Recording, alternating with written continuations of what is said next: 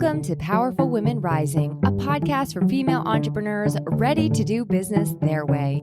Grab your coffee and join host Melissa Snow, business relationship strategist and founder of the Powerful Women Rising community, as she interviews industry experts and shares insights on strategy, marketing, mindset, and more.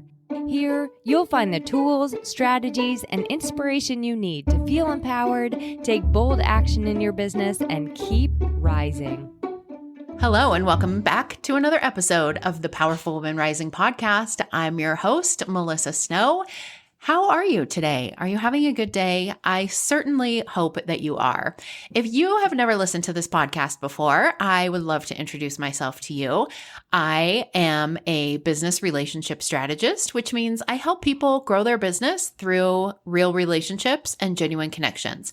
I teach people how to network like a human and not like a salesy weirdo. And I run an online community called the Powerful Women Rising Community, which is a group for female entrepreneurs who want to grow their business in a community with other like-minded people. I believe that networking is not just about passing referrals. It's about so much more. When you have people in your network to support you, cheer you on, help you move through challenges, brainstorm with you when you get stuck, all of those things are an important part of your network, and you get all of that and more as a member of the Powerful Women Rising community. So if that sounds good to you, click on the link in the show notes and check it out. Let's move on to today's episode. This is about a topic I would rather avoid for all of eternity, and yet here we are, talking about conflict, which it turns out is not a four-letter word, although you could have fooled me. I have gotten so much better than I used to be, but I still prefer to avoid conflict or anything that appears to be conflict or could possibly create conflict at all costs. And it turns out that you can't have relationships, whether it is in life or in business, without having some conflict. And you have to be able to be comfortable with some level of conflict and handling some level of conflict in order to be able to stand up for yourself, stand up for what you believe in, stand up for your clients, set boundaries so that you don't get burnt out. And there's so many other ways that being able to address conflict in a healthy way benefits you in your business. So today I am interviewing Dr. Donna Marino, who is a psychologist and also an executive coach for family businesses. And we are talking about how to handle conflict in your business in a way that feels good and aligned to who you are, that creates the least amount of stress for you and the person that you are having conflict with, and is most likely to lead to a good outcome for both of you. Dr. Marino really is the person to be discussing this topic with. She has over 20 years of experience as an executive coach, where she's been able to leverage her profound understanding of human behavior, mindset, and motivation to help leaders and their teams become both more effective and more fulfilled. She works specifically with female leaders, family businesses, and their teams to improve communication, increase emotional intelligence, effectively manage conflict and stress, and work better together.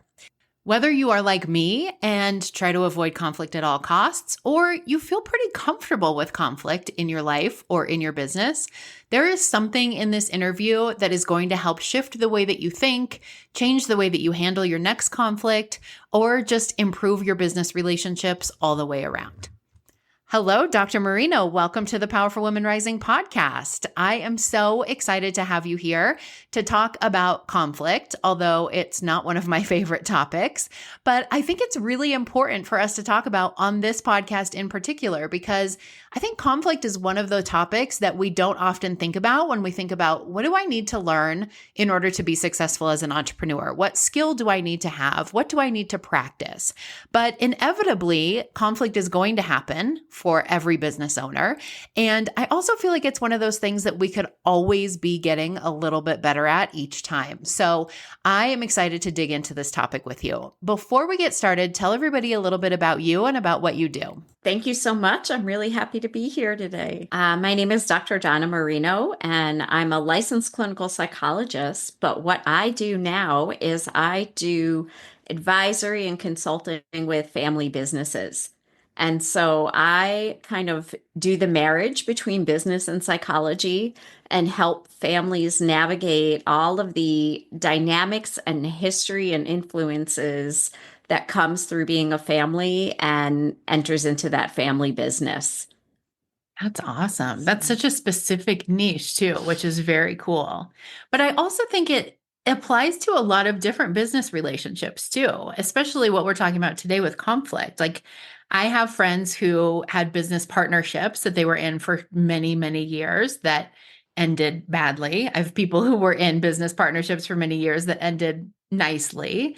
And even just relationships with clients or potential clients or former clients, there's going to be conflict everywhere. And so I'm excited to talk to you about the best ways for us to navigate that, whether it is with our family in our business or with other people. Oh, absolutely. And I would even say, Melissa, that solopreneurs still have conflict. It comes up with their vendors and the people they contract with and the programs they buy to grow their businesses. So unfortunately, we can't get away from it. So we might as well just dive in. Yeah, I can attest to that because I have tried to get away from it and it turns out you can't.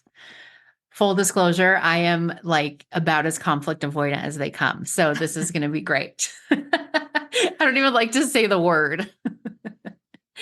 So, okay, when we are talking about conflict in a relationship, what are some tips that you have for navigating that conflict or communicating about that conflict or dealing with it in a way that we can do our best to try to preserve the relationship?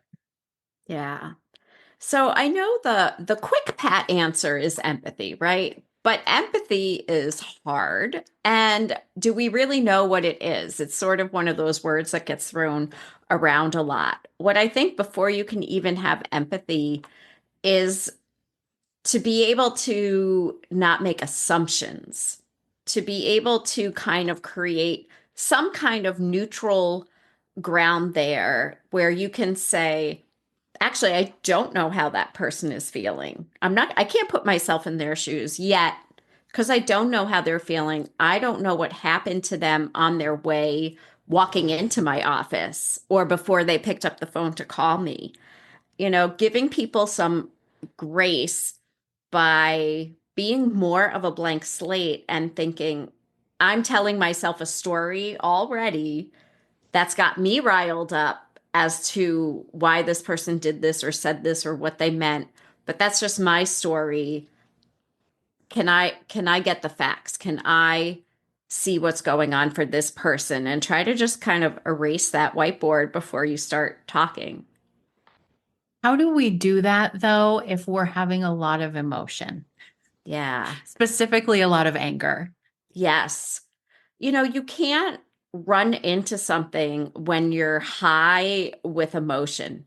When you get high with emotion like that, your frontal lobe just basically shuts down. You go into fight, flight, or freeze.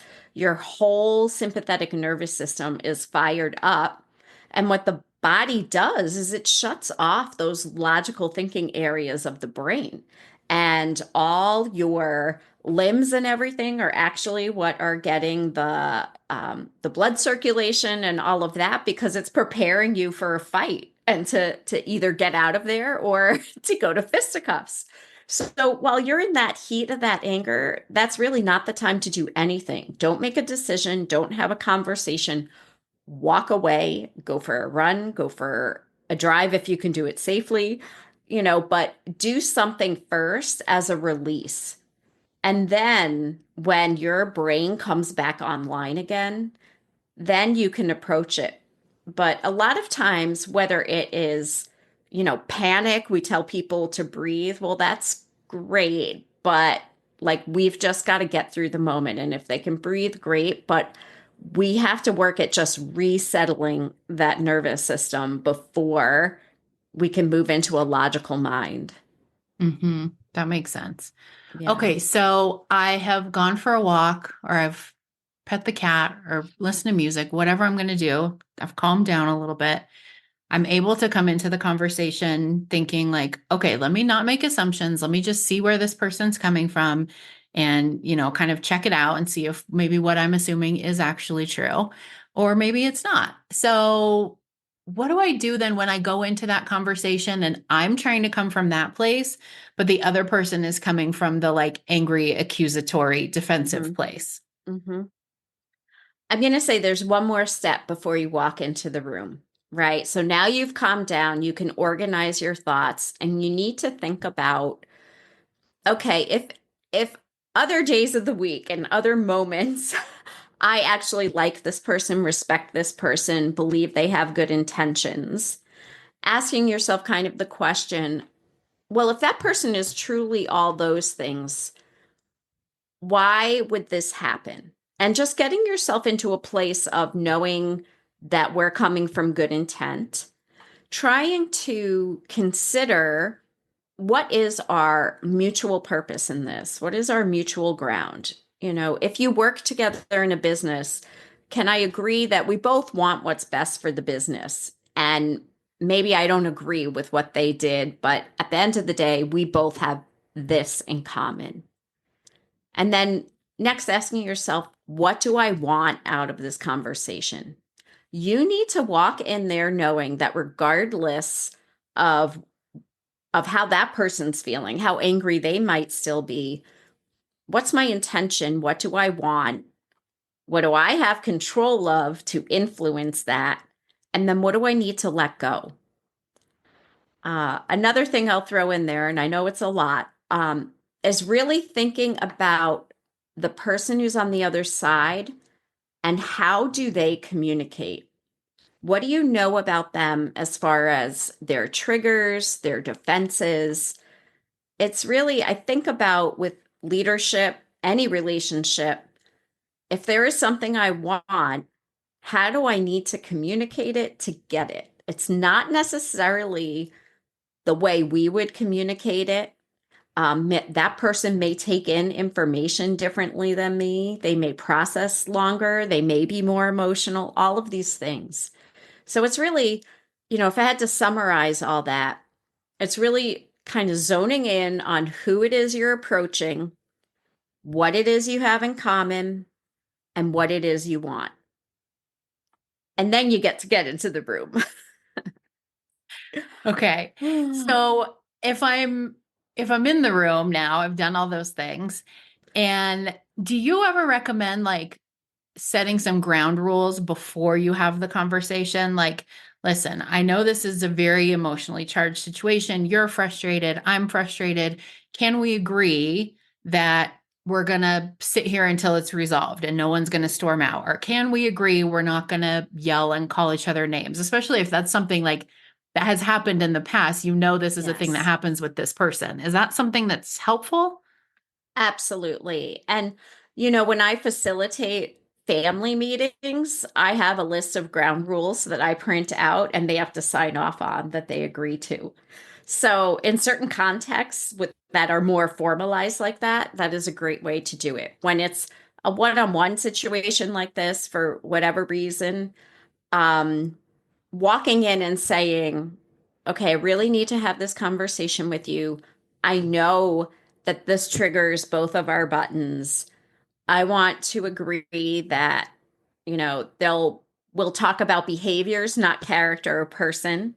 We will keep it in the first person as much as we can. This is what I saw. This is what I felt. Is that what you intended? And if you need a break, please, if either of us needs a break because we're overheated in this, let's say I need 5 and then come back.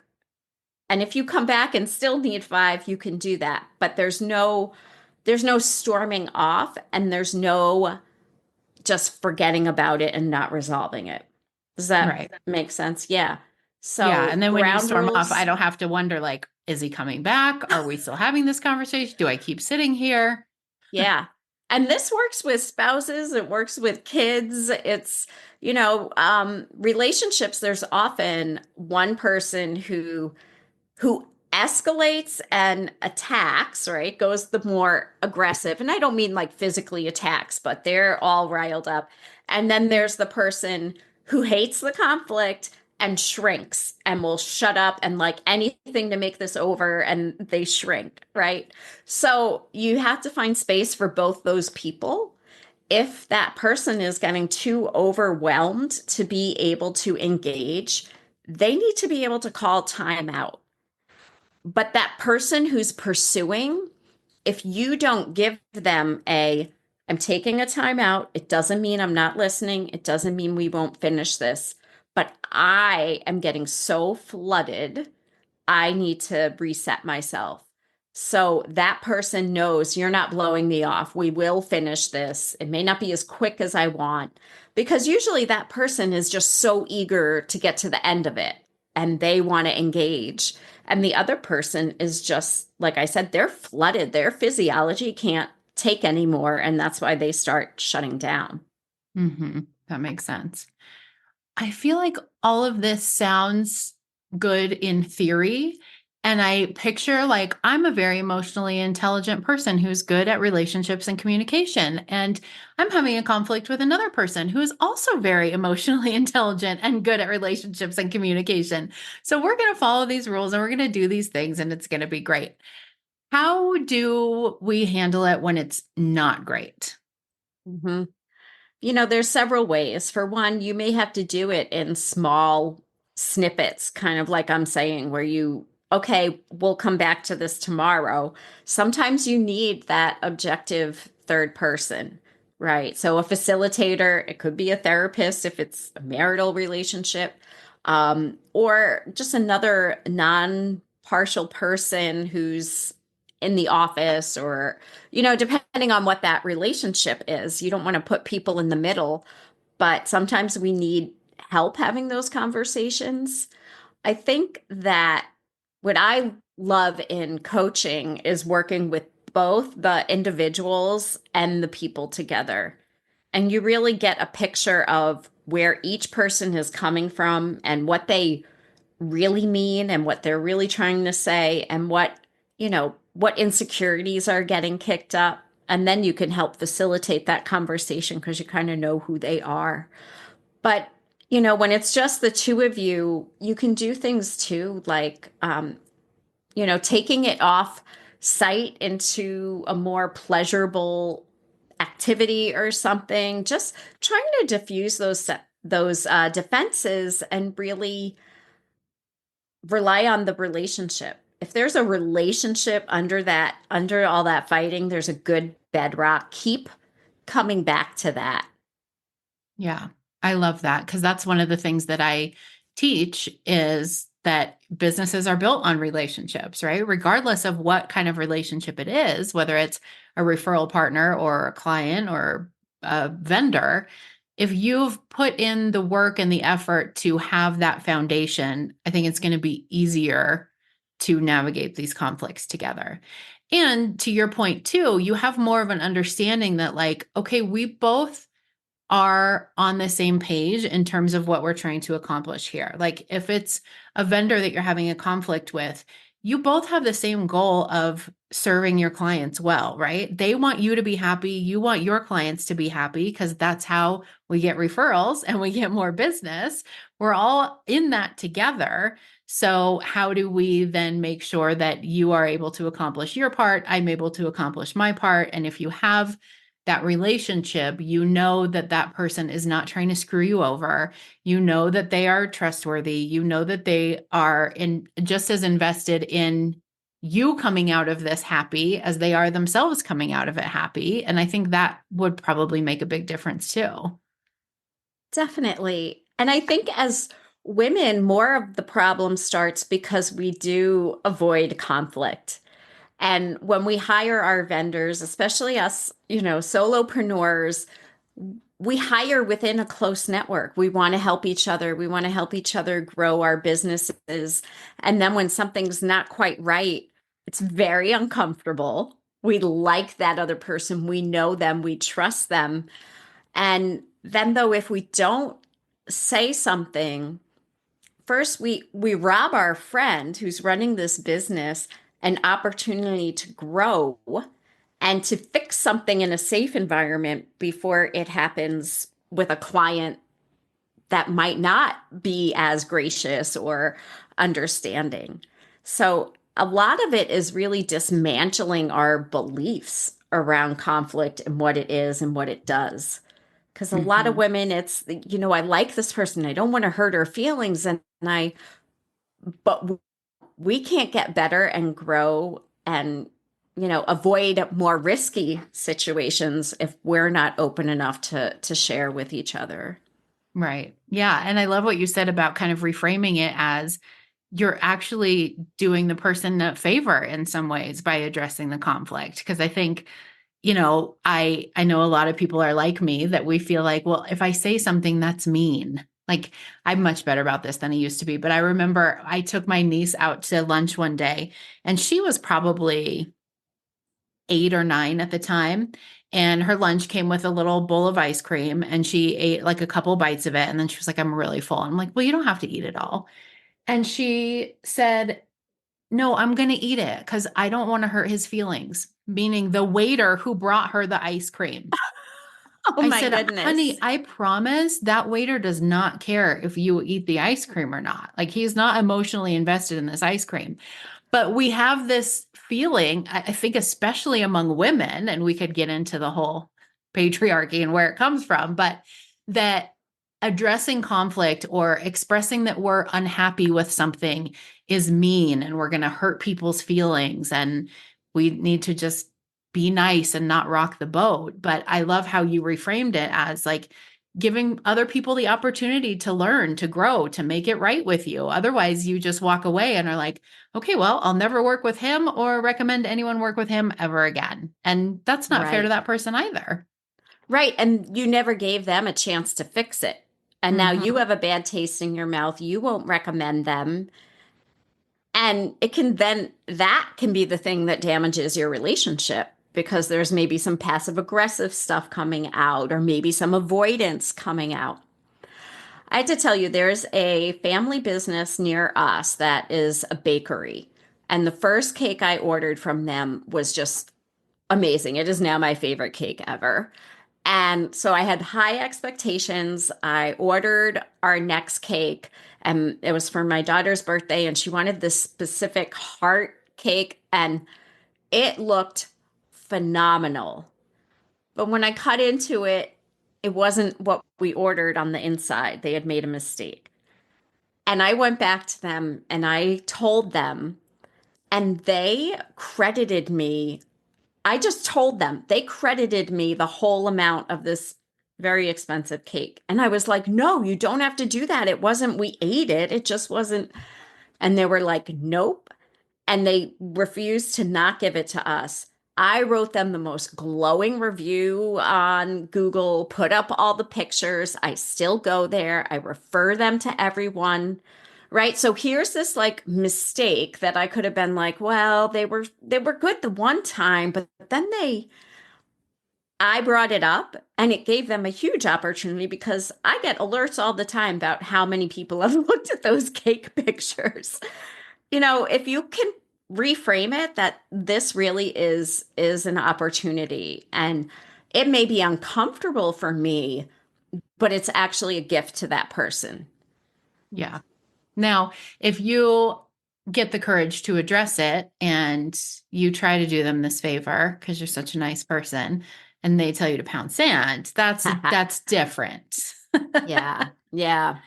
That's a big piece of it. And this has been coming up a lot in my meetings with people is learning how to do what you have control over, have the conversation and let go of all the stuff you don't. And that is very hard, but it's very life-changing to do that. To Hmm. know I brought this to their attention and gave them an opportunity to fix it, to make it right, and they chose not to. Or I Hmm. entered this really high conflict conversation at work where this person called me out in front of everyone in a meeting, and it wasn't even my mistake. They just didn't understand the process. I offered the opportunity to fix it. They chose not to. Okay, now I know the character of that person and can make better choices for myself. Yeah. looking at that, but it's hard because people want to enter these conversations and know what's going to happen and that they are guaranteed the result they want if they have the conversation. Yeah. We want to know it's going to go exactly how we planned it in our minds. Right. Otherwise, I'm out. So I think there is an element of this that I want to touch on before we wrap up too, that is about kind of what's going on inside. And I know there's a lot that goes into avoiding conflict or being able to face conflict. But I think a big part of it is courage and just developing that courage to give yourself a voice, to say what you need to say. And particularly for women who are in male dominated fields, I would imagine that's even more difficult. So, what advice do you have for entrepreneurs, women in particular, to start to develop more of that courage? It's a muscle like anything else. So you don't go to the gym and lift a weight one time and be like, yes, I am strong and I never have to do that again. I do. Unfortunately, right? Unfortunately. It's something you develop over time and you can take it in tidbits, speaking up in a meeting or having a private conversation, starting with someone who feels really safe to you first, because some women, even in close relationships, can't speak up and say those things. Sometimes it's the close relationships that are the hardest too. So picking some of that low-hanging fruit. It can even be as simple as I know women who someone will bring like the wrong food to the table or the wrong order. Oh, I said no cheese and there's cheese on this. Well, I'll just eat it anyway. As simple as, I'm sorry, this wasn't my order, and sending it back. So, looking for those opportunities for growth and not expecting yourself to be able to do it all at once, but to make these changes and setting your mind on continuous improvement rather than an overnight like whammo. Yeah, I love that. Yeah, and I can see that in my own. I mean, I totally was that woman. I will just eat it without the cheese. I don't know what kind of Not cake me. this is. It's not what I asked for, but I'll eat it anyway. I was totally her. I'm not her anymore. Now, and the niece who is now 18, still sometimes she'll be like, "Isn't that embarrassing?" I'm like, "No, it's not embarrassing." I'm like, "I paid $6 for this coffee. This is going to taste exactly how I imagined it was going to taste when I forked over my $6. Like, that's why would I Yeah, not say something? And I'm nice about it. I'm always nice about it, but I'm going to get the coffee that I ordered. right. But I do think looking back on, my journey with conflict, or even just speaking up for myself and what could be perceived as conflict, it definitely did get better over time, the more I was able to do it. And I think practicing in situations like that where you don't have a lot at stake, right? Like if I tell the person at Starbucks, like, this isn't what I ordered, can you remake it? And they hate me forever. I, I don't care. Like, I don't even know their name. Well, I do know their name because I go to Starbucks a lot, but you know what I mean.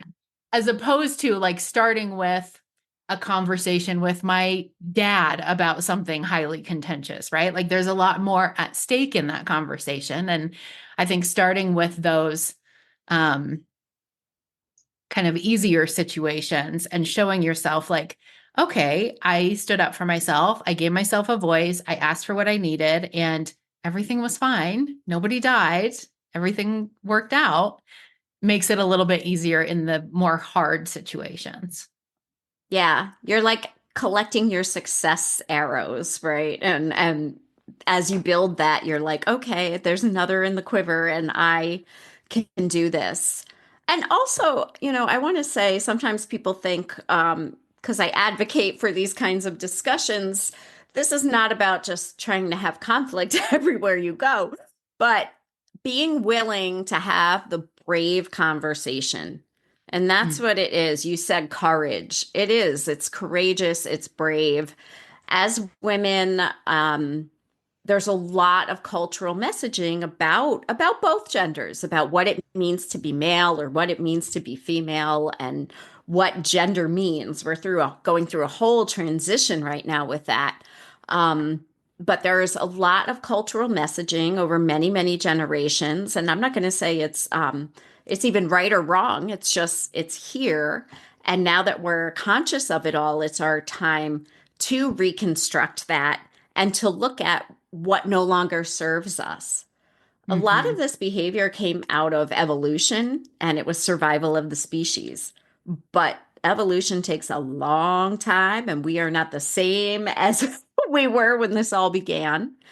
And it's getting to really know ourselves. It's that piece of emotional intelligence of really knowing ourselves and knowing um, really that we have something to offer and that our voice is valued, and being brave is important not just for us, but all the generations of women to come behind us.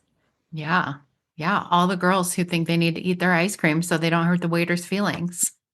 Yes. They need to see us be like, yeah, I don't want this ice cream. Thanks. I'm And done. see him be like, okay, no biggie. Yeah, I Yeah. love that. The ripple effect of things for sure. This has been so good. I feel like we could keep going for another hour, but let's wrap it up for today. If people want to connect with you more, if they want to learn more about what you do, what is the best way for them to get in touch with you? All my handles are the same. So it's Dr. Donna Marino, Marino. So whether that's LinkedIn or my website or Instagram, and always feel free to drop me a line. I do answer my emails and LinkedIn messengers and love to hear from people. Awesome. I will put those links in the show notes, but it's super easy when it's the same everywhere. I tell people that too. I'm like, it's the Yeah, name of my business, it's my Instagram, it's the name of my podcast. Like just put Powerful Women Rising anywhere in the universe, you will find me somehow. perfect. I love it. Thank you so much, Donna. Thank you. That's a wrap on this week's episode of Powerful Women Rising. Thanks for hanging out with us. If you love the podcast, make sure to subscribe, share it with a friend, write a review, or buy us a coffee. Your support helps more women like you step into their power and grow their businesses in a way that feels real and true to them. Want to keep the party going? Check out the show notes for details on our next virtual speed networking event, or join us in the Powerful Women Rising community. Until next time, remember that building a business your way is the best way.